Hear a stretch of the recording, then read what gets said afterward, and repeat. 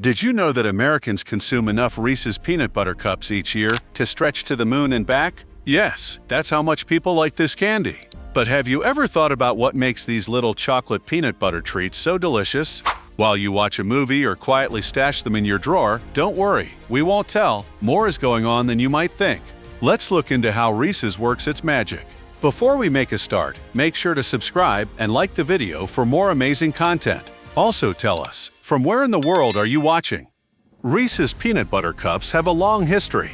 They didn't just appear out of thin air. When we go back to the 1920s, Harry Bernett Reese, a former dairy farmer who loved making candies, had the great idea to mix two of America's best foods, peanut butter and chocolate. He didn't start making candy in a big plant or a high-tech kitchen. Instead, he did it in the basement of his house in Hershey, Pennsylvania. Wow, what a simple start!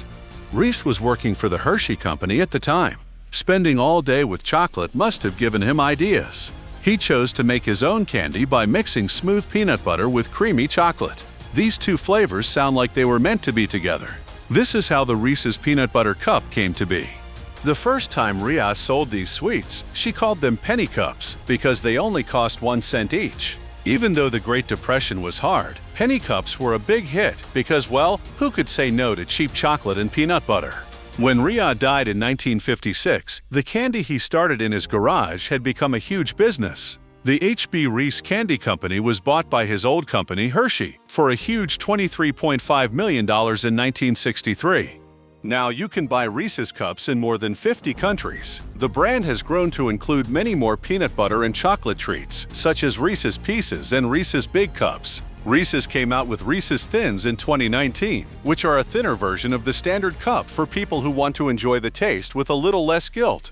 But even with all the new versions, the original Reese's Peanut Butter Cup is still the best. Why mess up something that's already perfect? Let's go into the Reese's Peanut Butter Cup plant and see how they're made. Peanuts are the first thing that the trip is built on. Reese's doesn't just pick up any peanuts from the store. No, they use certain kinds of peanuts, like Virginia or runner peanuts, which are known for having a great taste and being the same size all over. These peanuts are perfect for making that famous peanut butter filling. The fields in Georgia, Alabama, and other peanut-growing states send these peanuts to stores in the southern United States. As soon as they get to the plant, quality checks are done. Never settle for less than the best peanuts at Reese's. Only the best ones make it into your cup. After being checked, the peanuts are put in very large heaters to roast. It takes about 30 minutes for these ovens to heat up to 18,000 peanuts per hour and roast them. It gives it that deep, nutty taste that we all love. You could say that the peanuts are getting a spa treatment before they are turned into peanut butter.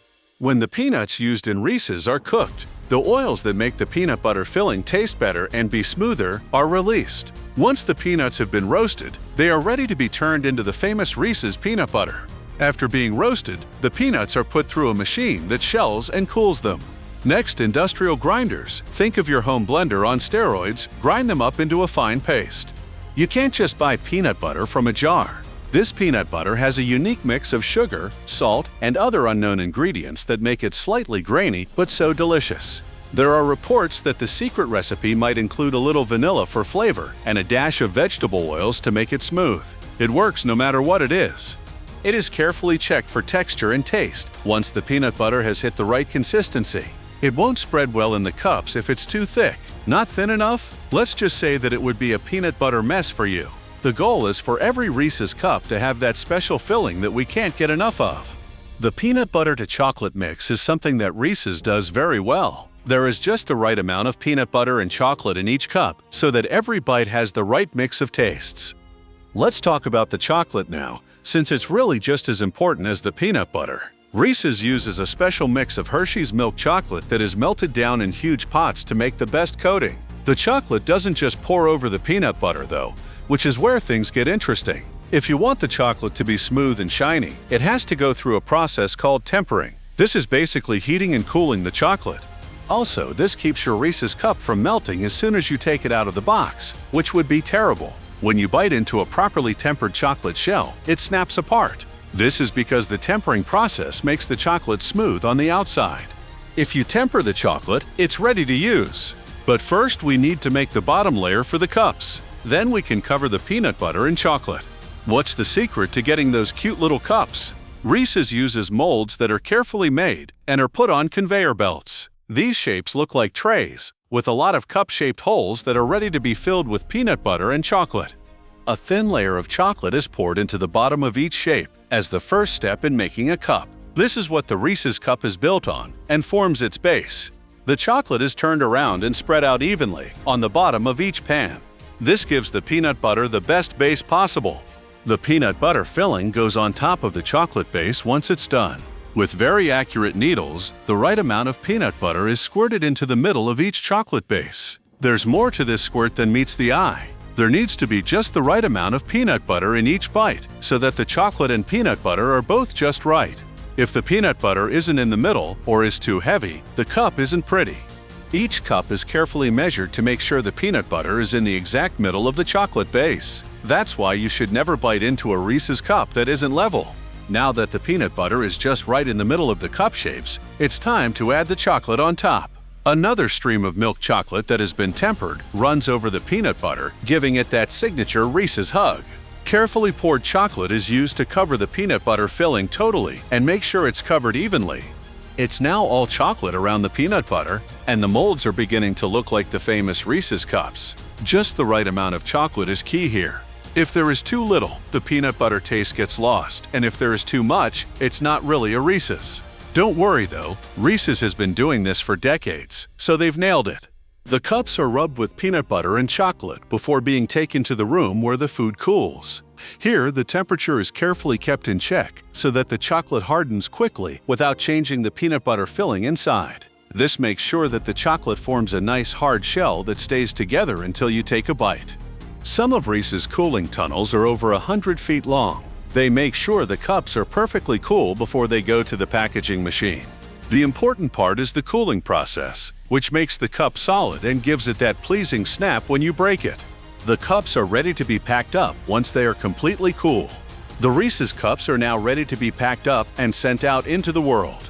After the cups have been fully formed and cooled, they are put into high-speed packaging tools that give each one its bright orange and yellow wrapper. Not only do these covers protect the candy, they also make it easy to spot.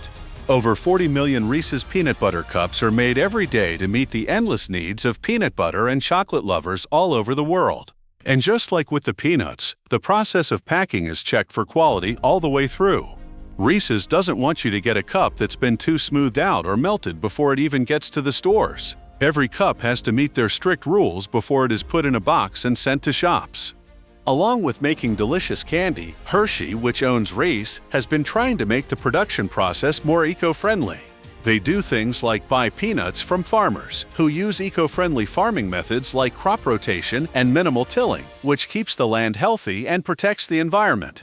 Hershey has also spent money on roasting equipment and transportation ways that use less energy to lower their impact on the environment. They make sure they always have a steady supply of high-quality peanuts by working closely with local peanut farms. This also helps local economies and cuts down on pollution from transportation. By working with peanut farms that are good for the environment, Hershey makes sure that the Reese's brand stays as tasty and good for the environment. Now you know how Reese's peanut butter cups are made. This sweet treat is loved all over the world, and it's easy to see why. The peanuts are crisp and the milk chocolate is smooth. We have a question for you though. Do you like the chocolate or the peanut butter better? Or is it the mix that makes Reese's your favorite? Post your answer below. Please like, follow, and click the bell icon if you like this video. That way you'll always know when we talk about the next sweet treat. Thanks for watching.